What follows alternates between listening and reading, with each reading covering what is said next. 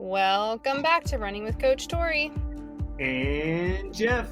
And we're bringing you the running news from the week, whether it's to entertain you on your long run or give you something to talk about with your running group. We've got you covered, except we just talked about how there is no news. The world has ended and there's nothing to talk about now in the running world. There's some news. I won't say. I'll say this. It's a pretty light news cycle, right? I mean, the World Championships ended. We talked about that last week. So there's a pretty big hiatus. I did see there was like the Trail Running World Championships were happening. Never heard of it. Yeah. So Jim Walmsley. That's a name at least I recognize, right? Yeah. I think he's won UTMB, right? Mm-hmm. And Katie Scheid. She's also, I think, she is on the female side, one of the best. Courtney Dauwalter is obviously a name that we've mentioned many times. But yeah, so Katie Scheid was the winner on the female side, and Jim Walmsley was the winner on the male side. So that's your ultra running update. All right. Short and sweet, unlike ultra running. Love it. Yeah, we don't do a lot of ultra running. We don't do a lot of field event discussions. Well, we do no field event discussions. Other than pole vault, or nothing. We have discussed pole vault a few times. And the dangers of field events, but that's about it. Oh, yes, that's right. That's come up many times. And the discus, ban, javelin. Yes, there are a number of things that are dangerous in the field side. And this is... Oh, sorry, go ahead. Oh, no, I was just going to say, is there anything else? Yeah, well, I'll give a slight commercial, this is not a paid endorsement. I did see in my news search that Nike is coming out with its first ever recovery slide. So it's like a shoe, like a recovery shoe. And it's called the Mind 001. What an annoying name. I'd say it looks like a Croc. So, yeah, I mean, the price point was $90. Oh my gosh. Yeah, so I'm like, you know what? That's an expensive Croc probably, but for a Nike product, that's not terrible. And again, I know it sounds like a paid endorsement. It's totally not. And if you've listened to our show before, we're not huge Nike fans sometimes. No, sometimes, most of the time. Yeah, it was like it's October 1st. October 1st, they talked about it being like a launch, but then more widely available in 2026. I did go on the Nike site to see if I could just find it and see if I could like pre-order. But it didn't come up on the search for, its product selection. So it must not be available yet in any way, shape, or form, not even pre-order. Interesting. I'm actually surprised they didn't have like recovery slides before, because I feel like Hoka's had them for a while. I mean, there's other brands that just like solely make recovery shoes. So yeah, I'm kind of surprised they didn't have that before. And as much as like $90 seems nutty, when I was buying regular Crocs not too long ago, like even kids Crocs are like $45. So just like a pricey shoe game now, I guess. Yeah, that sounds, I mean, I'm shocked. I mean, it feels like it's like a plastic toy, the Crocs. I mean, and these here look a little bit less plasticky, a little bit more foam fabric maybe. I don't know, but it's hard to tell. But yeah, so I just thought it was interesting. You've heard of recovery shoes more than I have. I didn't realize that some of the other brands actually already have a recovery shoe of some way, shape, or form. Yeah, I've looked into them in the past because, like, I definitely maybe not so much anymore, but I feel like my feet used to get sore a lot when I used to work all the time, and so I was always trying to find like a recovery shoe.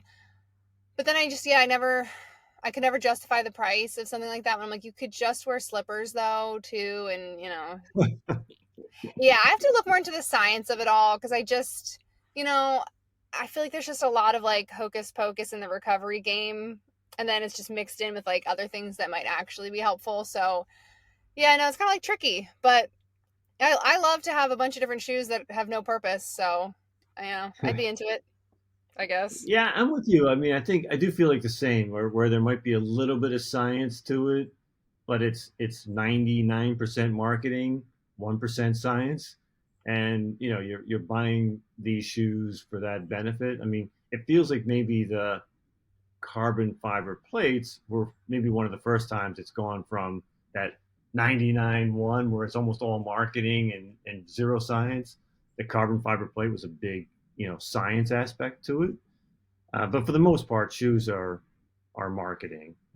Again, maybe that's just a boomer biased view. um, but yeah, I think it's worth it. Christmas is coming. Maybe True. you and I will both be getting recovery shoes I'll put it if on I my can find list. them. Yeah. You love Only to other buy a news. Christmas gift that you can't find. Yes, exactly. The only other news was just from the World Championship stuff. If you recall, Josh Kerr sort of pulled up lame in the 1500 meters. It was sort of official. He did come out and say he had a pulled calf muscle. It was a grade 2 tear. I don't know what that exactly means, other than it's really not just a cramp. It's really it was damaging. Tissue damage was occurring.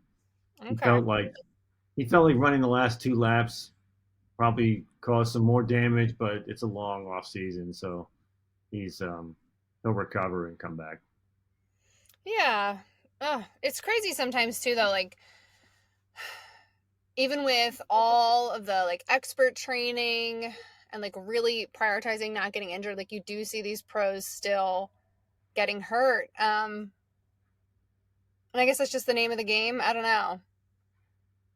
I guess because sometimes like I worry when like, athletes of mine or just other athletes I know that are, like, oh, all of a sudden I got an injury and it's like, how we were doing everything right, you know what I mean? And then it happens. I don't know. Maybe it's just like a too close to home. I have some hurt runners and I'm like, help.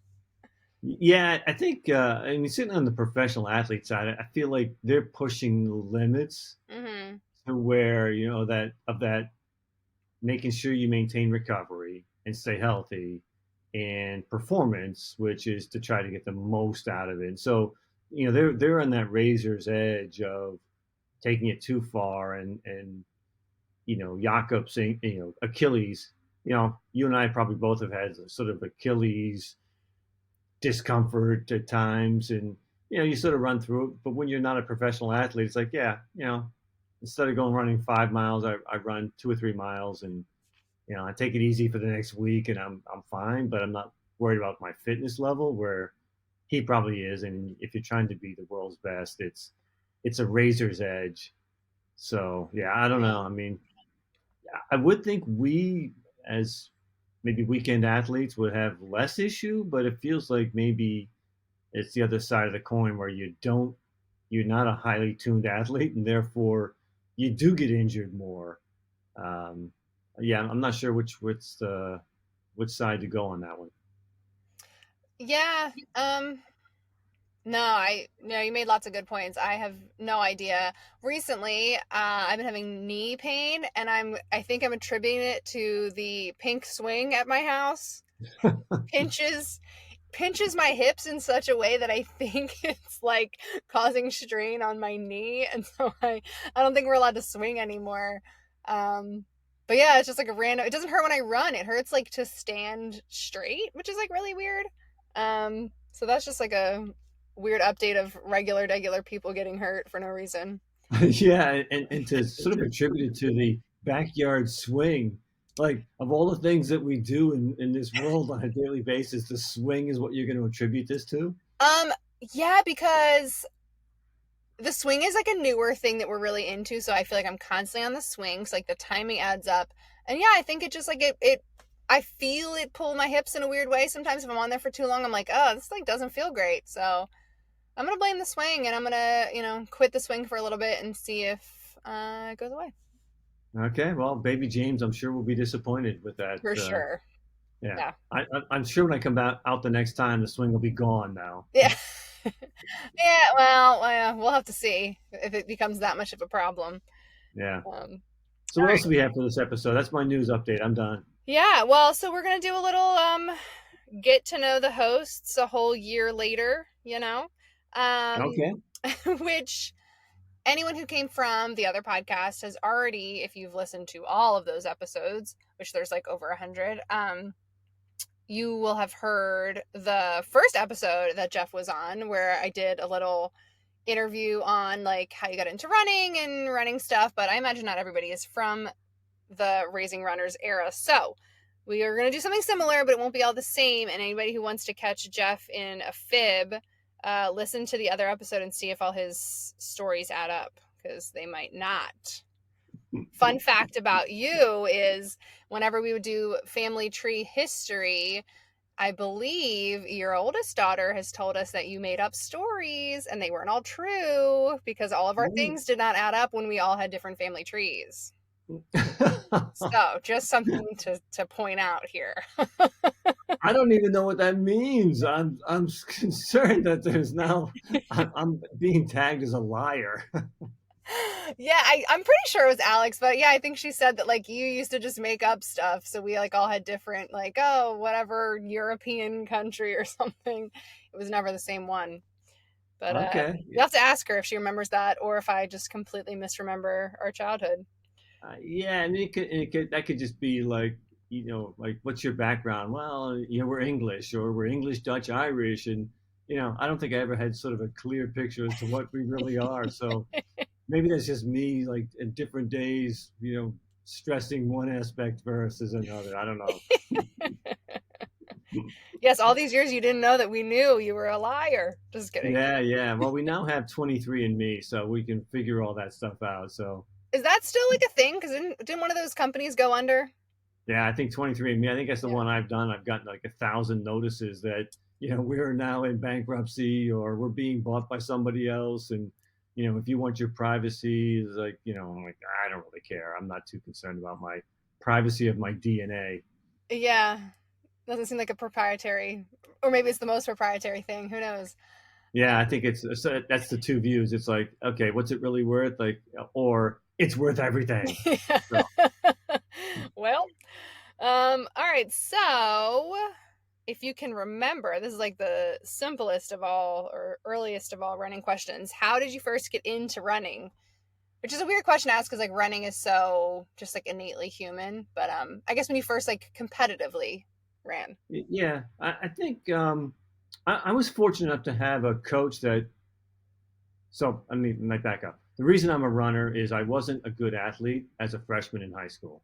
My best friend was a great athlete, and he was on the football team and on the wrestling team and played little league baseball. So I was on the wrestling team, the football team, and played little league baseball. But I was terrible at all of those events. So my wrestling coach, who was the assistant wrestling coach, was also the assistant track coach, and he saw me running with the wrestling guys, and because I was outrunning the wrestling guys, and that's not much of a challenge, to be perfectly honest. I mean, cardio is huge in wrestling, but you're just distance running and being a probably almost 6 foot tall, really skinny kid, I looked like a distance runner. So my coach was like, hey, you should come out for the track team and give up wrestling. So I did, and I wasn't a good distance runner, but I was somehow in my freshman year. Someone discovered that I was actually fast. So I don't look like a fast person. I don't look like a stereotypical sprinter. But in high school and college, I was a 100-meter runner. 200-meter run is probably my best event. I didn't really enjoy the 400 meters. And I was a jumper too, a high jumper and a long jumper. So it was really a coach that, I think we're all influenced at those ages by adults. And having someone that believed in you as somebody who wasn't really a good athlete, that was something that he believed in me. And so I probably wasn't a great track person the first year either, but I really developed into a good runner in high school and college. But again, very short distances, probably a function of the fact I really wasn't a hard worker. At some of those, like distance running is, right? It's hard work. Yeah. Sprinting is a lot more fun than going out and running 10 miles with a bunch of people. So I don't know. But after college, you sort of, what do you do? You know, there's no call for sprinting. You sort of get into distance running. But yeah, I think if I didn't have that coach, who probably technically wasn't a great, you know, X's and O guy for running, but he was just somebody who was a great personality. He believed in people. He got the most out of those people. Like those skills probably translated for me a lot better. That that he counted on me and looked to me as somebody who was a runner. So that's what I did. Yeah. And then you transition to distance running as an adult. Um, just because you kind of have to, unless you get into like the masters events, but I feel like they don't have a lot of those in a lot of different places, right? Not that I've seen. I mean, there's obviously masters divisions and all these longer runs, but yeah, if you're talking about like sprinting, Right, like on the yeah, track. yeah. And I was a good runner in high school and college. Like I think I've told you before, I was a state champion in the state of Rhode Island, state champion in the 200 meters, the 60-meter indoors, the 300 meters indoor. So and I guess to legitimize that, it was like I was the second fastest in all of New England in high school in the 200 meters. So I mean, I was good. I still wasn't Division 1 good. I mean, I thought I was great, but I was Division 3 great for colleges, not Division 1 great. So it's what do you do with that after college? There are maybe some masters type things that you could do, but I mean, after not really sprinting after college for give it just say 10 years, it's hard to sprint. Mm-hmm. Like even now doing workouts, like doing quarters, I just my body function. It's just like it's just not something you do a lot of. So it's a lot more jarring to the body and a lot more discomfort created by sprinting than distance running. One, it's like it. At least for me, like I could feel like I'm going fast now, and I'm not. You know what I mean? Like you're Yeah. like, oh, I got it. My legs got to be moving quick. I am like, this is exactly how I used to run when I was 15. And then you look at the time and you're like, wow, that felt the same, but somehow it just you like don't have the power behind you that you used to. Um, yeah, so I do get that. Um, Yeah, because I saw there was a YouTube last night I was watching because I was looking for some news, and a guy was paying £50, so it was a UK guy. He was paying £50 to anyone who could run one lap of a track, so 400 meters, at Eliud Kipchoge's pace for a marathon. So for Kipchoge, he's running 105 laps of a track. They're just saying if you can run one lap at his pace, he'll pay you £50. And people went out there and almost no one could do it. So for timing wise, it's 1 minute and 8 seconds is what Kipchoge runs a lap in oh um, wow, okay. over 26 miles, which seems like okay in high school. Yeah, I could do that. That's easy in high school. It's an all out quarter, but I couldn't do that today. And that's what it was. It was like 10 people trying this, and everyone did great for the first 200 meters, maybe some even for 300 meters. But one lap is a long way when you're running like at a pace you're not used to, and people slowed down significantly, and only a couple people were able to beat the one lap at 108. Yeah, I was thinking it was going to be closer to like a 75. I wasn't thinking like a 68. That is, yeah, I don't, currently today probably wasn't going to happen. Yeah. Yikes. Yeah, I'm sure I could not. I mean, I did a few quarters on the treadmill recently, and I'm not doing it at even at on 10, which is 6-minute miles. I'm not even doing it at that pace, and that's a probably 90-second quarter. Right. So yeah, it would be a significant challenge to accomplish that. So that's not happening. Yeah. Okay. So let's move a little bit. What, Is this just to get to know me, or is it? How about you? Like, do I get to ask you questions? I mean, you can. I feel like that's like I'm constantly just jabbering on about myself. All right, let me sprinkle one in for you then. Okay. What's your favorite distance to run, Uh, and why? hmm. Well, let's see. If it's like fast distance, if it's like on a track, I'd probably say like a kilometer. Like if we're doing repeats of some kind of, interval workout, I love doing kilometer repeats. I think just because we did that so much when I was younger and more competitive. And so I still have like the 422 stuck in my head of like what we were always supposed to get our repeats at. Um, but yeah, I mean, probably a 5K. And this is going to sound like so losery of me. Not that 5Ks are losery, but at all. Because like at my current level of participation in running, like I could go run a 5K any day of the week and feel okay afterwards, and so I kind of just do love that about the distance is like if you want it to be hard, you can make it hard. If you are just trying to survive, like you also will just survive without creating injury, whereas like if I went to do a half marathon, I for sure would have some kind of issue afterwards because I'm not prepared. So yeah, so I would say I've always leaned towards like shorter distances. I've always wanted to run shorter. So yeah, I'd probably go with a 5K. Okay, that's good. But you like longer. Like if you had to pick, what would you pick? I pick half marathon. I think Ugh.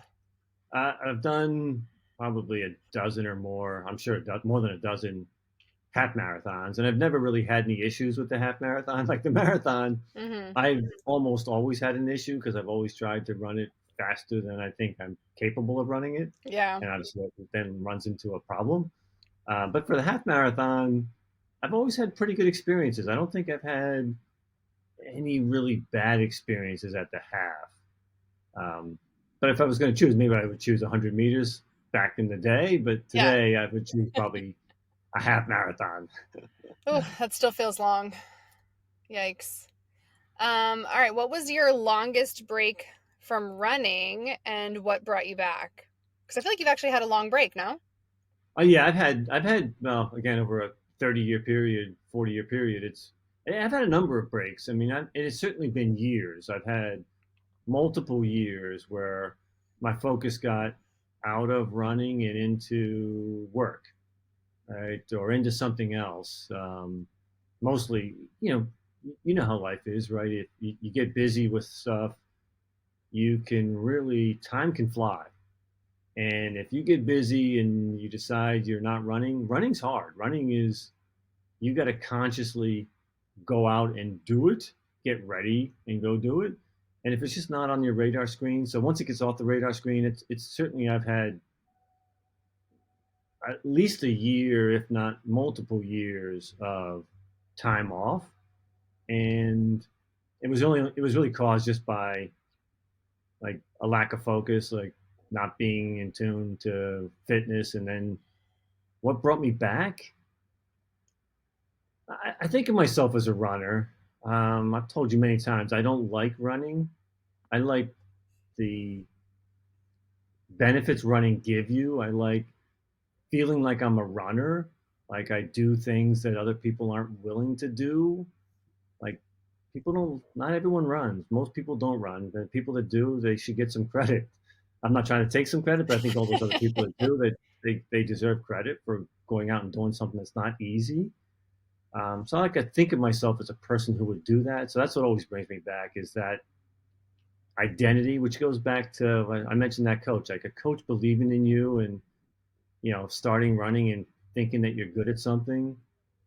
It gives you an identity that of a positive feeling of yourself, and that does bring you back. Like I want to feel that good again. I want to feel good in my own skin, both psychologically and physically. Yeah. No, that totally makes sense. I was wondering actually as you were starting your answer what your reason was going to be for why you always come back to running because you do always say that it's not that you actually just like doing it. But no, the identity part of it that totally makes sense. I was thinking you had a longer because I don't really remember you running like most, like I know when we were younger, I do remember you running because that was like one of the reasons that I wanted to run, was to like go on runs with you and you would go out and run, like the neighborhood and stuff. But then, yeah, I mean, I guess in my head, again, like kids, your focus is yourself, right? It's not what everyone around you is doing all the time. But yeah, in my head, it's like, okay, then like from, I don't know, when I was like 12 to, I don't know, 18, like me, like I don't picture you going running. You know what I mean? Yeah, no, you're. I mean, again, I say more than a year. It's when you're looking back in hindsight at 63, thinking back to when you're 30, was that a 1 year hiatus, a 3 year hiatus? It's hard to recall. Right. I do remember when you asked me to do that, like you were doing some kind of Chester County event for your track team, Right. and I do remember doing that 5K, and I hadn't run in certainly more than a year, and I didn't train for it, and remember it being extremely uncomfortable. Yeah. So yeah, so that could have been one of those hiatuses where it was more than a year. I'll leave it at more than a year. It could have been 3 years, Yeah. because again, time flies when you're getting into when you're working a lot and you stop doing something. It's hard to remember when did you go back to it.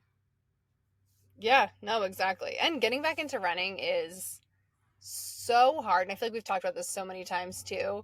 But I feel like it can never go unmentioned that like restarting running after whether it's an injury, illness, time off for work or whatever it is, like even if you're very fit, it's very hard to get back into running. Which reminds me, so last week, um, I tried swimming. I went, Oh God. yeah, oh God, it's right. Um, and also just a little, it's not like I was ever a good swimmer, right? Like we had a pool as kids, we played in the pool, we did like pool games and that kind of stuff. So like I could swim, but like I was never on the swim team. I don't think we ever took lessons in of swimming lessons outside of like maybe when we were babies or something. Um, so yeah, like not like a great swimmer. So I went to the pool and I was like, I've done this a few times when I worked at the YMCA probably 10 years ago. I would occasionally swim after work, but I had to do like the frog style stroke. And I was just trying to, I'm like, but I know swimming's good for me. Like, I just got to try it. And I could never get anything else going. But I was very confident. And I was like, how hard could it be? Oh my gosh. First of all, embarrassing, or it doesn't have to be embarrassing. To me, it felt kind of embarrassing. I had to share a lane with someone and I was bad. So, like, I'm already in such close proximity to someone who knows what they're doing. And I didn't even know how to ask to like share the lane because the pool was so busy. So this lady just was like, saw me standing on the edge, like trying to figure out if I was just going to go home or not. And she's like, do you want to share? I'm like, oh, can I just stay on the edge? Like, she's like, yeah, just stay like on your side and I'll be on my side. I'm like, this is a nightmare. And so I grabbed my little kickboard and I was like, I'm going to try freestyle because anytime I've tried it, I start to sink and I'm not sure like what's happening and what's going wrong with my everything. So I was like, I'll get the kickboard, I'll start with the legs, and I'm kicking and kicking and kicking, and I am going like nowhere. I was like, wow, this is crazy. I was like, I'll still get a workout. So I was like, okay, I'll add the breathing in, but I won't do the arms. I'll still hold onto my kickboard, so I'm not sinking in this 12-foot pool and 12-foot deep. Sorry, 12-foot deep pool. And I'm trying to like, and I can get a breath. I'm under, and then I'm like gasping for air. Like it was just, I'm sure anyone watching was like, who let this lady in the pool? Like this feels dangerous. Um, it's really hard to start something that you're like not used to. And like I have Yeah. decent cardio, but not for the water, I guess. Oh yeah, man. That's very similar experience. Is one I think I've told you before. Is I almost died as a teenager. I got pulled out of a lake by a lifeguard because I basically tried to swim out to a dock with my friends. The same friend who was the great athlete. Yeah. He swam out to the dock.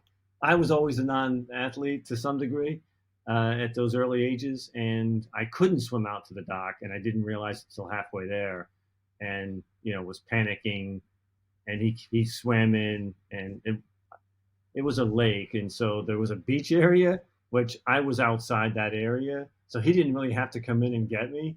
He swam outside his area of responsibility, came in, saved my life, and chokes me up now thinking about the fact that how close I came to just drowning in a lake for no reason as a swim out to a dock with a friend of mine. Anyway, but yeah, similar experience to you that from the standpoint of then as an adult, so I'm now out of college, probably 25 years old. I still didn't know how to swim. So I went to the Y. I tried to learn how to swim, and it's shockingly difficult. Yeah. Both and cardio was the issue. It's like I was in good shape then because I was running. I was trying to do triathlons, so I Mm. was swimming was the weakness. I really couldn't swim, so I thought I would go and just become a good swimmer. And it's different muscle groups and the exhaustion that is created by a motion that you're not used to is shockingly difficult.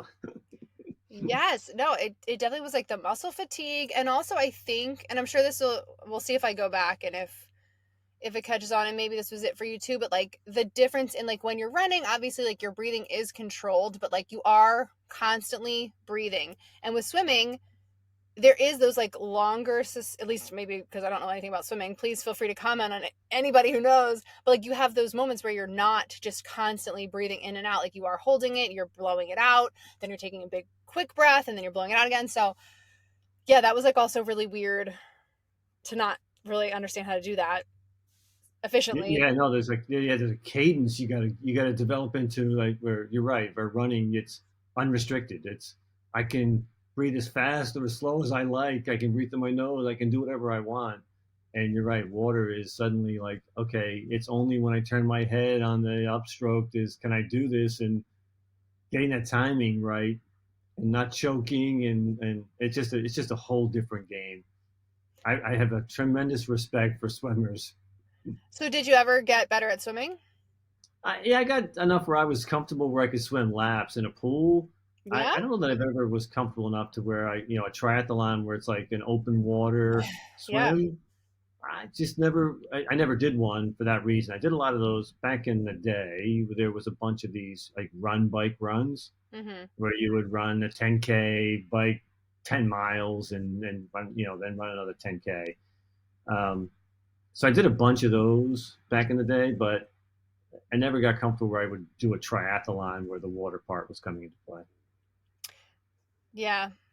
Um, I don't know about open water ever, but I am going to try to get better at swimming. Um, back on track, I guess. I went on a whole tangent. Um, let's see. I got one for you then. Oh, okay. Okay. This is a standard question for interviewers, right? If you could run with anyone famous, a famous runner, all right? Well, let's just, no, anyone famous. Doesn't have to be even a runner. Who would you run with? A famous person? A famous person. You pick a famous person you want to run with. Who's that? Okay. Who is that going to be and why? Huh. I'm sure I'm gonna like really overlook someone that I actually like really admire or something. I'm really not like that big into famous people. Um, at the moment, the only thing, so sorry, my throat keeps getting all allergies or something. The only thing coming to mind at the moment is Jeff Probst, the host of Survivor, Okay, um, yeah. because I really, really like Survivor. Yeah, like I think it's an incredible show. It has like all the things I like, right? Competition, survival, emotions, underdog stories. And yeah, I think he, lots of people, I mean, the show's gone in a different direction as of late, but and people always have their complaints about Jeff, but I do think of all the competition reality shows that I've watched, I like the way Jeff hosts it the best. He's been there forever. He's kind of in the mix. Even older seasons, of course, you see him like driving the boat in the water, getting rained on, like all the things. So I like somebody who's like about what they're talking about, of course. And if you've ever watched a Survivor episode and you watch him comment on the challenges, he's really into it. He's getting after it, excited, cheering people on, also like telling people when they're being like doing a really bad job. So yeah, I feel like that could be fun to run with Jeff Probst. Maybe I'm sure he's fit enough. He could probably outrun me currently. And yeah, I feel like he'd have like, fun encouragements, or he'd like really roast me for being slow. So that could be fun. Yeah, I've seen the show a few times, and he's an interesting dude. I think all those guys that host shows, I think that's a skill that's almost underappreciated. I'm sure it's not easy, right? I mean, just talking, being smooth, constantly smooth, interviewing people. Yeah, him, like Ryan Seacrest. I mean, those guys are worth their weight in gold as far as making a show entertaining. And so that's a good choice. I think he looks like an interesting guy. Seems like an interesting guy, and as he hosts the show. Yeah. Yeah. So that's what I got. Maybe as we're talking, another one will pop in my head. But did you have one since you asked that question? Well, I'm going to go off here. I'll go with the guy from the challenge. I don't even know his name TJ offhand. Lavin? Yes, Oh my God. yes. Since we're picking game show hosts, I'm going to go with him. That is so funny. Why? I mean, he's like that is Josh's favorite TV. Like he'll say all the time, he's like, forget Jeff Probst. We like TJ Lavin. And I'm like, TJ's good. Jeff Probst is better. Yeah, he seems like a cool guy. He seems like, I think he was I want to say BMX. Mm-hmm. I don't know if it was motorcycle or BMX type bikes that he was riding back in the day. I didn't know him then, so but he just again same for the same reason Jeff Rose. It's just like a smooth, easy to talk to. It wouldn't be an awkward conversation because he's I'm an awkward dude sometimes, but I'm not with people who aren't awkward, right? So Right. yeah, so he makes everybody smooth, so he would make me smooth. I wonder if he runs at all. I think maybe he does, but because I know he had years ago at this point, but he had a traumatic brain injury because of a BMX accident. So I wonder if any of his if he still works out like that or not. Interesting. Yeah, I don't know because I do remember that accident. When he first came back, he was like you could see the difference physically and just in speech pattern and stuff. That was, but he seemed like he's recovered fully from that. Because if you see him today, doesn't seem like he's got any of those issues. Now, again, that could be a guy on TV with post production adjustments. Maybe in everyday life, it's still impacting him greatly. Yeah. No, that's a good choice though. I like that. If you weren't a runner, what sport do you think you'd be doing? Wow, what sport can you do at 60? I'd say I'd pickleball.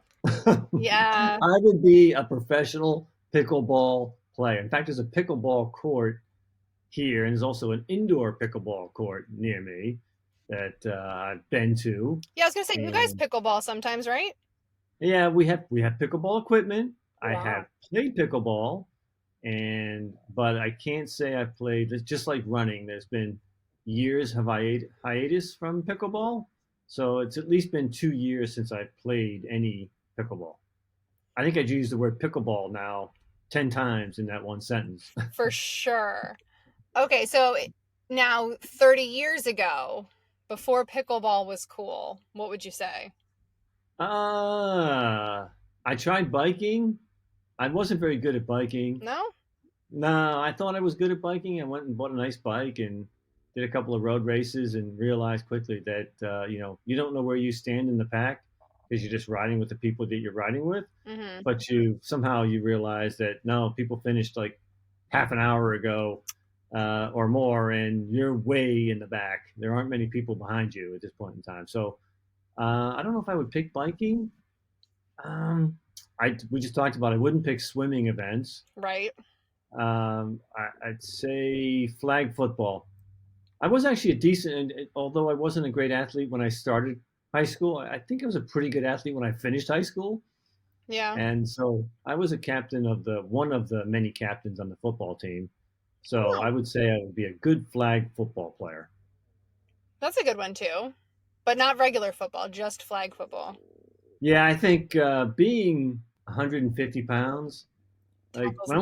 I went to college and played football at Widener for about 2 weeks, and quickly realized that that that I didn't translate great to college, even at Division III level.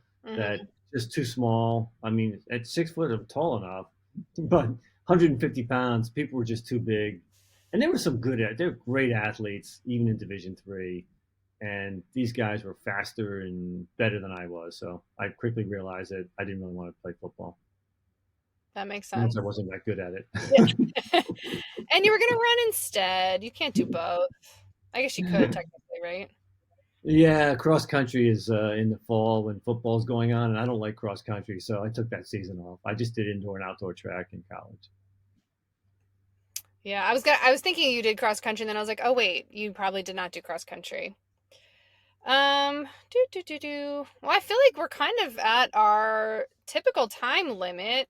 There's a couple more questions, but some of them we already did, and some of them maybe we'll All get. right, I got one last one for you then. Oh, Okay, so I talked about my favorite coach and why he believed in me and the skills he had. So tell me, who's your favorite coach and why? What skills did they have that you liked the most? oh, okay.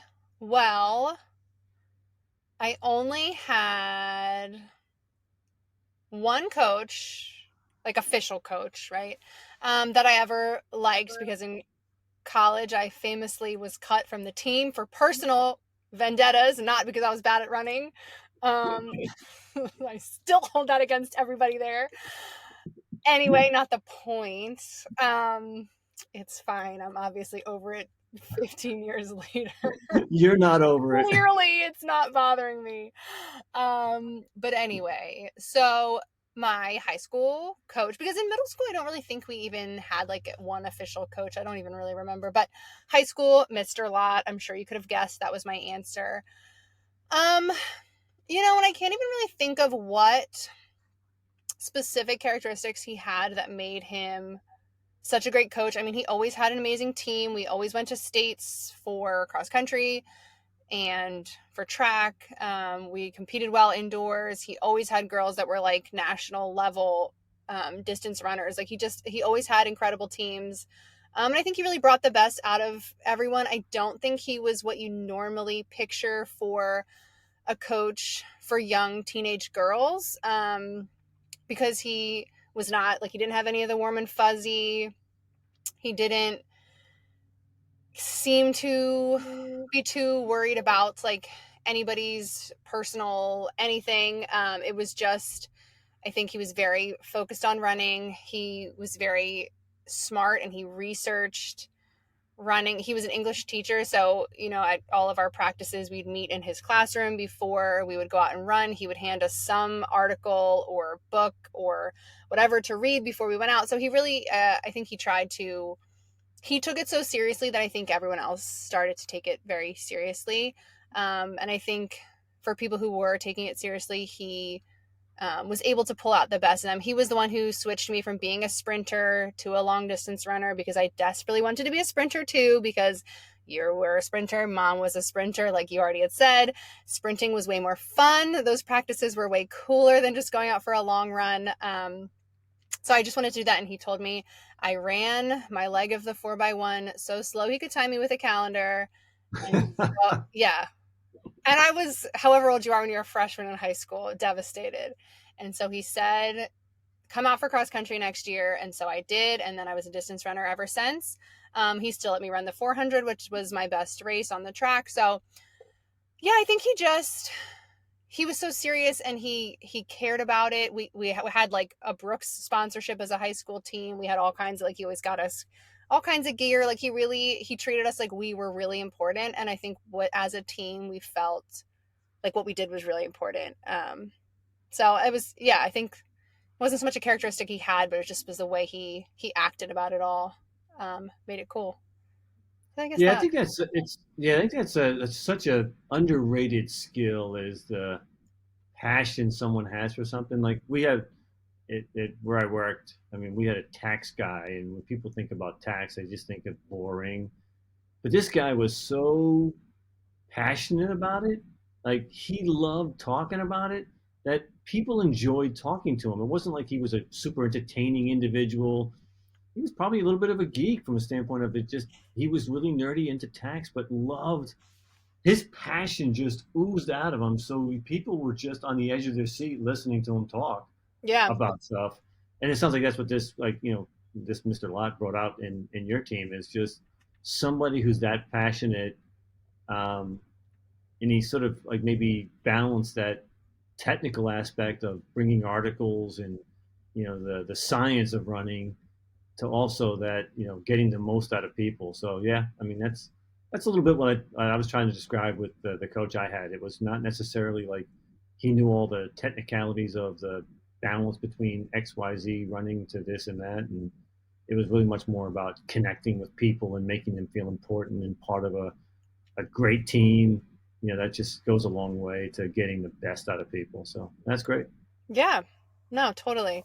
Well, we are a little long, which is fine. We won't be here next week, probably, unless I can find a way to re-release some old episode from our old podcast. But most likely you won't catch us next week. You'll catch us a week later. Until then, hopefully there's lots of running news. Make sure you like, subscribe, share. Oh, if my friend Maria got this far in this episode, hi Maria, because she's now a listener. So hi. Oh, a shout out. We have our first shout out. Yes. Hey Maria, if you're there. And yeah, so we will catch you next week.